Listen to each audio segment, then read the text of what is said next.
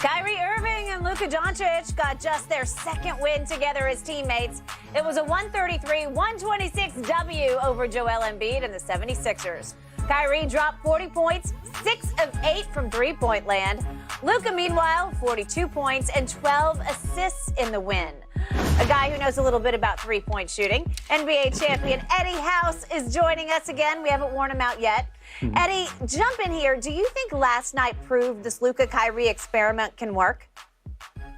I don't think that it proved that. I knew offensively that it would work just because they're two dynamic scorers. You know, they're three-level scorers, guys that score at the rim, guys that can mid-range shot, and then they also can shoot the three. Luka being a little bit different because he can post up a little bit more. I think being more of a facilitator. I think more than anything else, I think that what this experiment is doing is actually showing that Luka can play off the ball. That was a question that I was wondering. When somebody else who was ball dominant, would Luka be able to have the same success that he was able to have when he was controlling and running the whole offense? And the numbers scream that he can do it. I mean, if you look at stats per 100 possession, Luka's averaging 43 points. He's averaging 10 rebounds and 8 assists. And Kyrie is averaging 35, 7, and 7 on nearly 8. So it shows to me, if I'm the Dallas Mavericks now, it shows Luka can play with another superstar. Now it can invite, and people will be enticed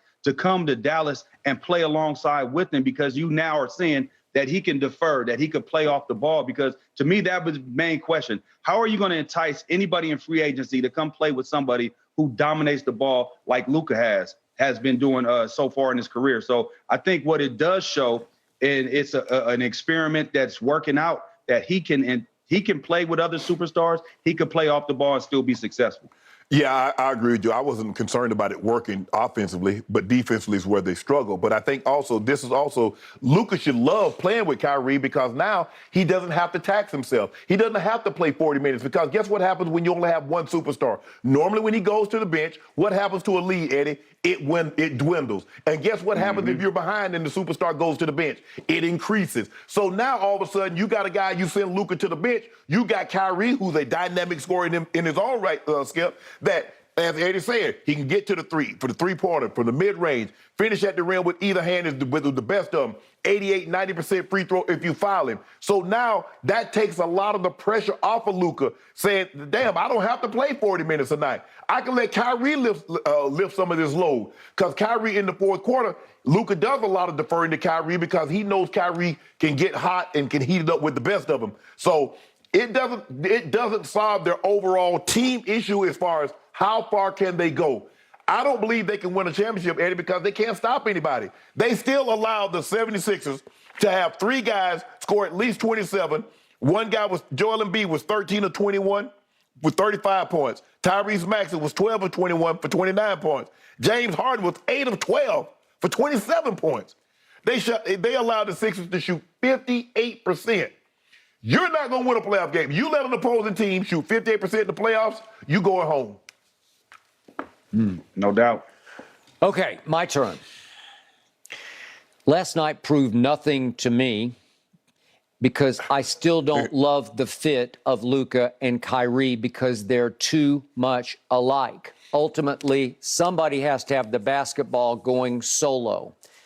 And yet, I'm in awe of how, to Eddie's point, Luka is trying to make this work because he's bent over backward. He is going way out of his way to make this work because in the first 5 games they'd play together, Luka had assisted to Kyrie only 3 times. Last night, he went way out of his way right from the start. His first 6 assists of the game went to Kyrie. 8 of his 12 assists went to Kyrie. The fourth quarter, Luka just gives the ball to Kyrie in every fourth quarter that they have played together. And the point is, if Kyrie is hot, it'll really work because he made 6 out of 8 threes. The biggest takeaway from last night was Dallas tied its all-time franchise record by making 25 three-point shots. Dallas forged a 25-point lead with 3:43 left in the third quarter. And then, ladies and gentlemen, what happened from that point? Well, here came the Sixers, and they outscore the home team 44-24 over the next sort of quarter, if you will, quarter and a third. 44-24 against a team that was playing back-to-back on the road, a team that had won at Miami, although Joel rested the night before. So Joel was there. He's going to get his 35 because Dallas can't stop him. I thought he should have taken more shots. But here we win again in a fourth quarter, and even Kyrie said after the game, I was thinking, here we go again. They blew a 27-point lead to your Los Angeles Lakers when they did have LeBron and obviously AD. 27-point lead at home you blew. Last night, they blew almost a 25-point lead because it went down to the 22nd mark, and Tyrese Maxey, they got the ball back off a missed free throw, and he had a shot that would have cut it to 3 with 12 seconds left. So they almost blew a 25-point lead. Yeah. So in the fourth quarter last night, what happened? Luka took only 3 shots. He's the leading scorer in this league. He took only 3 shots. Kyrie took 6 shots in the fourth quarter. I'm good with that if you're making them, and he was making them last night. So now, for all the fourth quarters they have played together, so far it's 6 plus 1 overtime. Would you believe Kyrie has taken 49 shots in all those combined fourth quarters and overtime to 16 shots for Luka? So Luka, to Eddie's first point, he's just deferring. He's just saying, we brought you in here to be our closer. You close it. And when he's hot, it works. But he missed the game-winning 3, obviously, in the previous game. Well, Skip, I see, let me go jump in right here. I see a lot of LeBron in Luka. Okay. And if you notice, there is some similarity. When LeBron was with Kyrie, he would let Kyrie get going, knowing that I could always go get mine. I'm 6'7", I can jump down on the block, I can get whatever I need. Luke is 6'7". Yeah, Luke is 6'7". Yeah. LeBron is saying, Kyrie, get going. Okay, because I know what I can do. I know I can go post on the block. I can get mine. True. And he let Kyrie get off. When Kyrie got going, he said, okay, now it's me. I think your concern is late in the ball game. Okay, we see they had the big lead, but if it's a close ball game, 1 possession here, 1 possession there. Who's going to do it? Okay. Whose turn? Which way are you going to do it? Whoever hot. Yeah. I think whoever's hot, whoever has it going. I mean, I don't think Luka's going to defer if he has it. If he's rocking and rolling, if Luka come down and hit 2-3 straight shots, I don't think he's going to all of a sudden defer. Because what happened in that first year in Miami, 2011, that was kind of the issue with LeBron, D-Wade, and Chris Bosh. They was trying to figure out who's going to take the shot. They were passing up good looks to try to get somebody else going. But that next year, they understood exactly how to go. That's not the dynamic here with Luka. And it's only one other guy. And Luka, to me, looks like he trusts Kyrie more than he's trusts any other teammate that he's played with. And so, to me, go ahead. Eddie, what do you think happened the day that Kyrie was acquired and he first walked in that locker room door to see Luka Doncic? Who was thinking what? Who is the man on this team? Kyrie is decorated. He is a made man because he's got a ring, and he made a big shot, and obviously late in that Game 7 at Oakland. Do you think Luka still thinks he's the man, or Kyrie thinks he's the ultimate man in that locker room?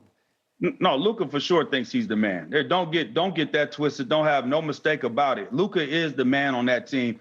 Kyrie is just a piece, a great piece. So when Kyrie came through the locker room or the news came down the wire that they were getting Kyrie, believe me, Luka was like, finally, I got somebody that I could trust, that I don't have to always have the ball in my hand. I could take some plays off offensively and let him just go to work, because they're going to need all the energy defensively. You guys both talked about it. The problem with them is not scoring. The problem is defense. The problem, they can't stop anybody. I mean, I don't know if they could get a stop on me right now, and I ain't played in a while. So I'm just, to me, that's going to be the issue for them, is getting stops. It's not putting the ball in the hole at all. I'm sure Mark Cuban told Luka, we're going to land Kyrie.